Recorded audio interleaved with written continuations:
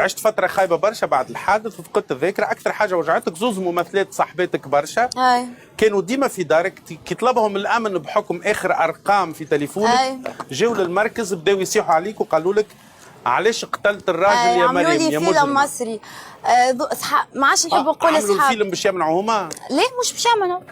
ما نعرفش شنو اخر نمرو في تليفوني زوز بنات من بلادي معناتها توانسه، نمشي بحذاهم للدار يجيو بحذايا للداري يلبسوا من عندي نعيشوا مع بعضنا.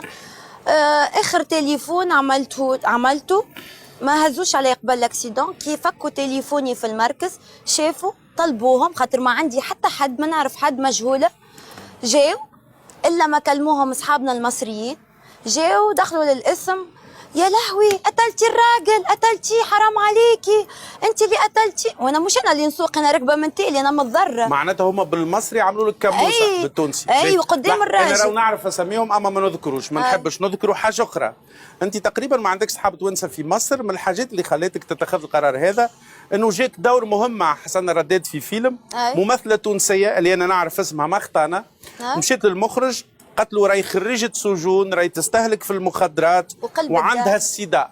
ايوه عندي السيدا. هكا قالوا للمخرج المصري اللي تحاول ما عادش يهز عليك تليفون.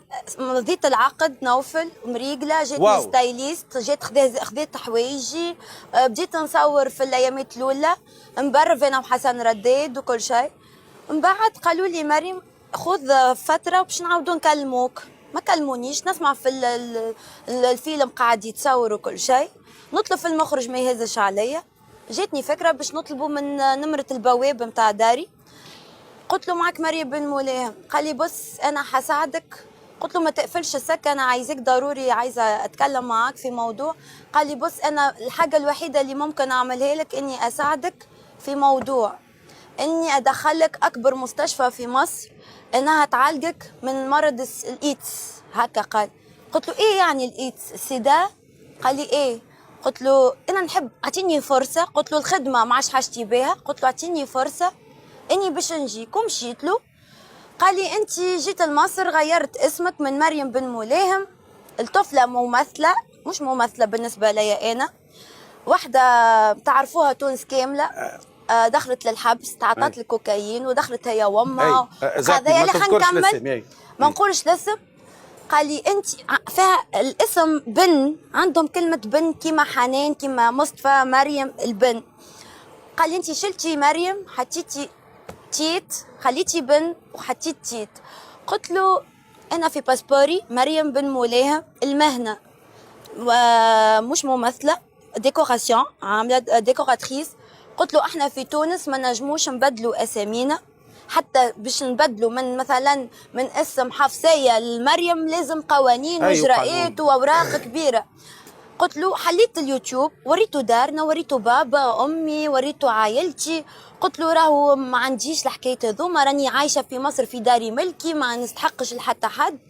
ايبا قال لي الاسم الطفله وكلمها قدامي وحطوا بارلور، قال لها حرام عليكي انت كذا وكذا وكذا وكذا. مريم انت صاير لك هذا الكل بالله، شو قاعدك في مصر؟ علاش ماشيه لمصر اصلا؟ خلينا نكمل. عندي تفاصيل اللي هي طفله تونسيه واللي تونسية زاده ما نحبش نذكروا الاسم، ام بلاكي تغزر لها شنو تقول لها مريم؟